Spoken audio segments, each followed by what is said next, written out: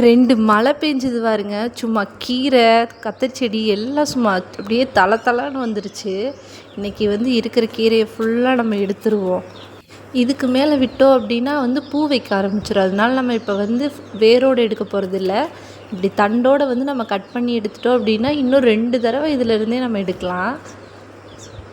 இன்னும் வந்து நல்லா பெரிய பெரிய கீரையாக இருக்கிறதெல்லாம் ஃபுல்லாக எடுத்துருவோம். இது பாருங்களேன், நல்லா வந்து சைடு பிரான்ச் எல்லாம் வந்து தலைய ஆரம்பிச்சிருச்சு. அதனால் இந்த கீரையை ஃபுல்லாக நம்ம எடுத்துடலாம்.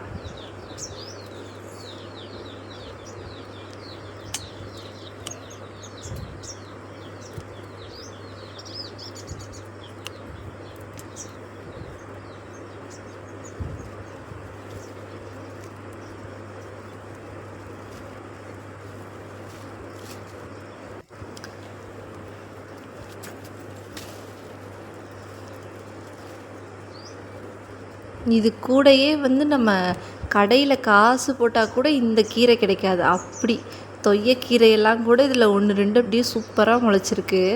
நம்ம வந்து இந்த தொய்யக்கீரையெல்லாம் நல்லா மழை பெஞ்சு நம்ம காடு கரையில் பார்த்திங்கன்னா நிறைய முளைச்சி வரும். அந்த சமயத்தில் நம்ம பறித்து எடுத்துக்கிட்டால் தான் உண்டு. தொய்யக்கீரை வந்து கடையல், பொரியல் எல்லாமே சூப்பராக இருக்கும்.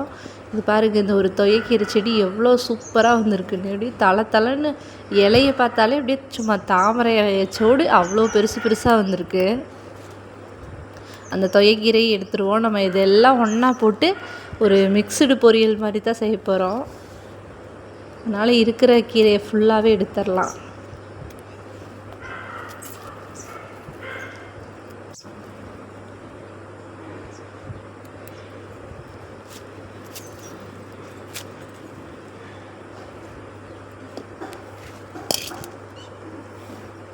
இது வந்து சிகப்பு தண்டைக்கீரை வந்து கொஞ்சம் போட்டு விட்ருக்கேன். எல்லாம் சூப்பராக அப்படியே முளைச்சி வந்திருக்கு. இதில் இருக்கிற இந்த கீரையுமே எடுத்துடலாம். அது பாருங்கள், ஒன்று அப்படியே கொஞ்சம் பூ வர ஆரம்பிச்சிருச்சு. அதனால் நம்ம இந்த ஸ்டேஜில் எடுத்துட்டோம் அப்படின்னா கரெக்டாக இருக்கும். இன்றைக்கி க்ரோ பேக்கில் இருக்கிற எல்லாமே வந்து நான் வேரோடு எடுக்கலை, ஃபுல்லாகவே வந்து கட் பண்ணி தான் எடுக்க போகிறேன்.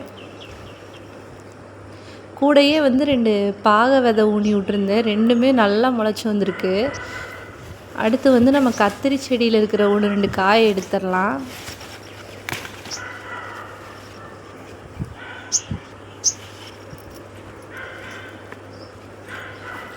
இப்போ தான் கொஞ்சம் எறும்பு தொல்லை போய் கொஞ்சம் நல்லா வந்துட்டுருக்குது. இன்றைக்கி இந்த 2 காய் போதும், அதனை எடுத்தாச்சு. அடுத்து வந்து நம்ம முருங்கை மரத்தில் ஒரு இப்படியே நிறைய காய் வைக்க ஆரம்பிச்சிருக்கு. அது முன்னாடி அந்த சைடு இல்லை, நம்ம காம்பவுண்டுக்கு பின்னாடி பக்கம் வந்து இருக்குது. அதை போய் எடுத்துகிட்டு வந்துடலான்ட்டு வந்தேன். நல்ல ஹைட்டாக இருக்குது. அதனால் அந்த வாதவே ஒடிச்சாச்சு. இதை விட்டோம் அப்படின்னாலும் ஒன்று மேலே போய் தாங்க நிறைய காய் விற்கிது. ஆனால் அதெல்லாம் வேஸ்ட்டு தான், நம்மளால் வந்து எட்டி பறிக்க முடியாது. அதனெல்லாம் முற்றி அந்த விதை ஃபுல்லாக கீழே தான் விழுகும். அதனால் ஒடிச்சே எடுத்துகிட்டு வந்துட்டேன். இன்றைக்கி சாம்பாருக்கு 2 முருங்கைக்காய்.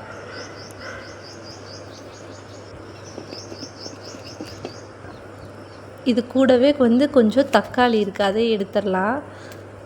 இனி வந்து நமக்கு தக்காளி இல்லை செடியில், வந்து இனி ஃபுல்லாக எல்லாமே ஓஞ்சிருச்சுன்னு 1, 2 பிஞ்சு மட்டும்தான் அங்கங்கே தெரியுது.